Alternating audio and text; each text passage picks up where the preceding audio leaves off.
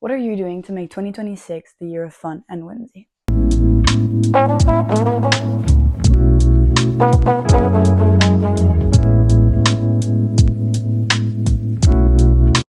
As the new year approaches, so does talk about New Year's resolutions and becoming the best version of yourself and the ultimate rebrand. But in all of this, I find that I'm getting a bit tired of this constant idea that I need to better myself. I find that for the past few years, the end of year has been filled with content on bettering yourself and changing your person and upgrading. And it kind of feels like we're always a work in progress. And although I do agree with that to a certain extent, I find that it's becoming a bit repetitive. So in this video, we're going to change things up a bit and we're going to talk about New Year's resolutions that are going to bring more fun and whimsy into your life. I have a little list here.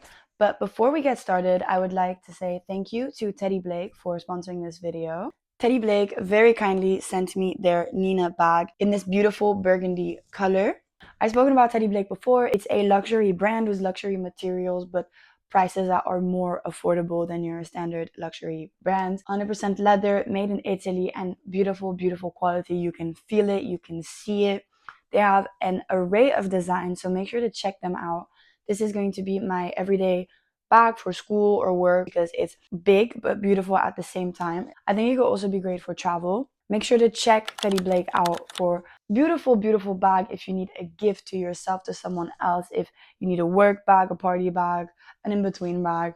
They really have everything and it is such a beautiful brand. With that being said, let's get straight into it with our first fun resolution. In 2026, this is one that applies to me. In 2026, I want to see more movies and I want to go to the theater more, as in the movie theater. See, this is what I mean. This is fun, it is interesting, and it is the kind of intention that you don't beat yourself over. But I want to see more movies. I love the cinema, I love movies, I love cinematography, and yeah, I don't really make it a priority. So 2026, I'm gonna go to the movies. I also think this could be a fun one to do with a friend.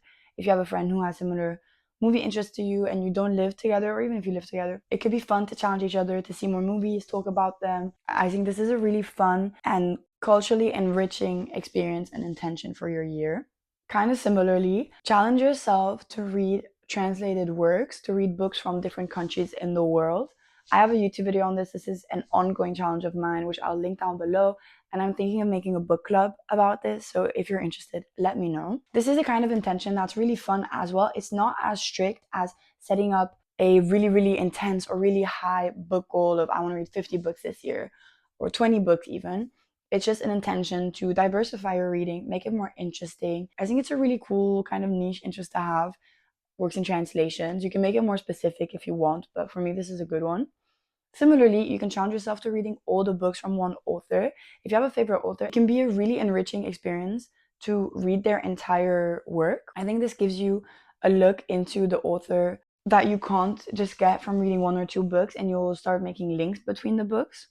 I do this with every summer. I start my summer by reading a book by François Sagan, and I've been doing this for the past 4 or 5 years, and it's really fun. So I think it could be a really good way to get in touch with a specific author this year. Then trying a new recipe every month or every week. Change things up, make it new. You can learn so much through cooking and cuisine and discovering different cuisines from different ethnicities, trying out new things, trying out new techniques in cooking. I think when you live alone, we can get so rigid in our cooking, make the same things out of ease, out of practicality. And by trying a new one every month or week, you're really changing it up. And eventually you'll find new recipes to add to your rotation because they're easy and tasty and healthier, whatever other criteria you want to attribute to them. I think this is a really fun one. If you want a really intentional year, a beautiful, beautiful resolution to put in place is to create some kind of routine. That can be a really nice morning routine if you have the time, a nightly tea routine, a skincare routine. Just really sacrifice your time to one intentional feel good routine. It can be daily or weekly if you want, like a Sunday ritual kind of thing. And it's really finding beauty in these little moments. And this automatically levels up your life in the sense that it feels more luxurious. If every night you bring out your tea tray, you have your loose leaf tea, a beautiful mug, a candle, whatever, your night is leveled up. You see what I mean? And the main difference between this and just shoving a cup of tea, like tea bag, a bit of order, is intention. And I think that's kind of the idea with all of these.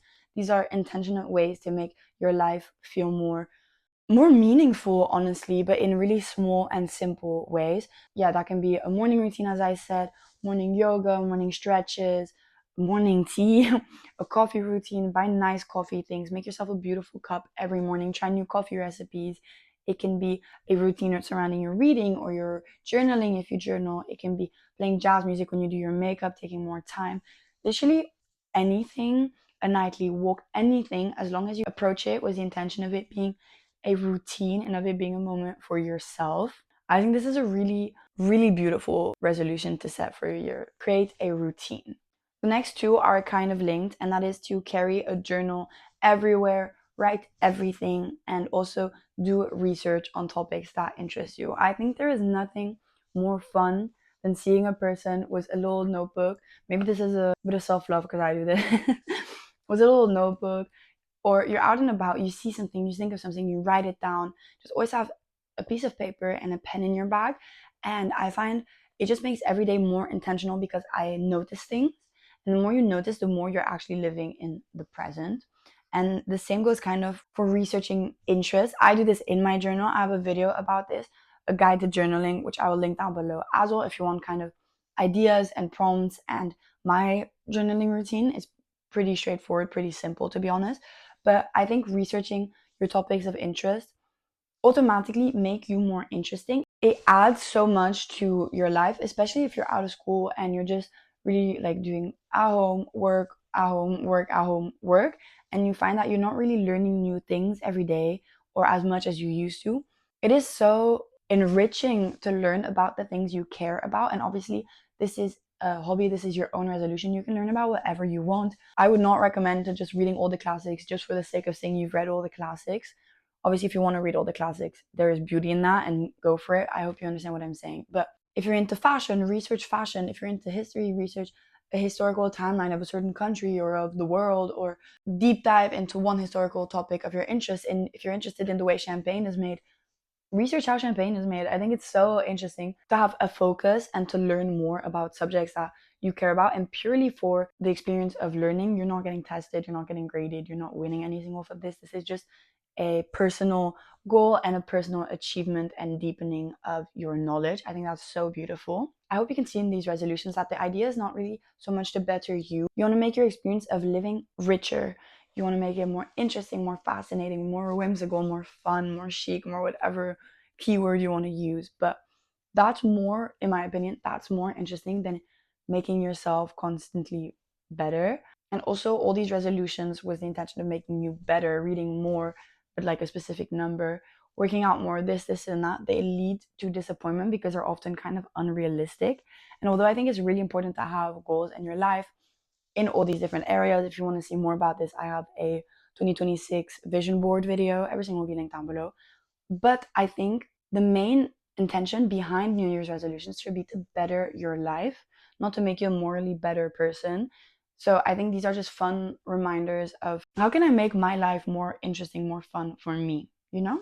Moving on. Take more photos, especially I would recommend getting a film camera. It doesn't need to be an expensive one, or a digital camera, and just taking photos and trying to notice the beauty in the world. You can try and make them more and more artistic or more and more intentional, more and more like noticing things more. You can also do little sketches instead if you're not a photographic person. I just think this is a really fun one, and it's also cool. Then at the end of this year, you'll be able to kind of leaf through your photos. You can make a photo album. I think this is a really fun one as well, and I think you'll appreciate it a lot when you're older and you have something physical to look at if you make a photo album. I saw someone do this and I thought it was so fun. I saw this like a while ago, so I won't find her online. If you know who I mean, please link it down below. But that is to listen to a new album start to finish every week. I think she did it every day maybe, but that might take more time than you have. So every week I think is a good one. This allows you to experience new artists and experience them fully. It's a completely different experience listening to one or two songs compared to listening to the entire album start to finish, see how the songs flow from one to the other, see if there's storytelling, see if there's a certain mood set. And I think it can create a much deeper appreciation for the artist. I also think that by setting this intention, you'll find new artists and artists you might not have heard of because you listen to one album, you'll talk about it to a friend. Also, the really fun thing with these resolutions is to talk to people about them, and it will immediately enrich the experience and make it more personal, like interpersonal. Separately, if you want to kind of fine tune your curational skills, it can also be really fun to create a monthly playlist, make it really moody and fit the theme of the months of the season. This also is so whimsy. I feel like living with the seasons automatically makes it more fun and intentional, and it removes you kind of from autopilot. And the final resolution, which I've kind of tapped onto just now, is to talk to strangers or talk to people. This deepens connection. It allows you to see different points of views. I had this, for instance, I told you I'm doing the reading a book from every country in the world, and I posted it on my story and I asked for recommendations, and I had really so many people I've met before, people I've never met before, people I've kind of known but not that well, recommend books from their countries or books that they've read, and it creates such a personal feel to it. I think we live in such an individualistic society that it can be a nice reminder that you can kind of collaborate with people in a really random and casual way, and it will automatically richen your experience. It is, in my opinion, completely different just reading a book because TikTok recommended it or because the New York Times recommended it than reading a book because someone you kind of know or someone you met on the tube or in a park or at a restaurant recommended it to you. It can be a bit of a challenge, but setting the intention to talk to people kind of randomly, if you're queuing for something, if you're at the same restaurant, asking them what they're eating, what they're doing, if they have any recommendations.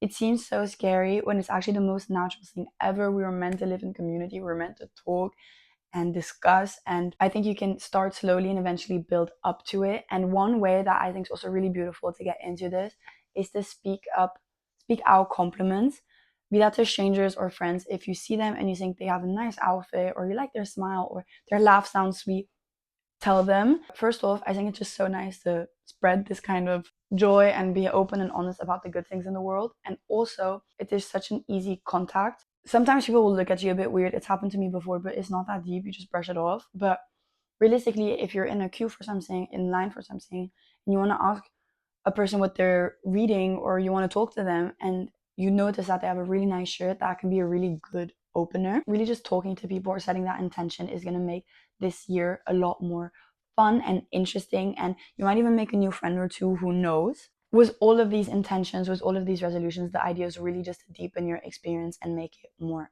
fun and whimsical. And I hope you take some with you. Let me know if you have others down below. I hope 2026 treats you really well, and I'll see you again very soon for more.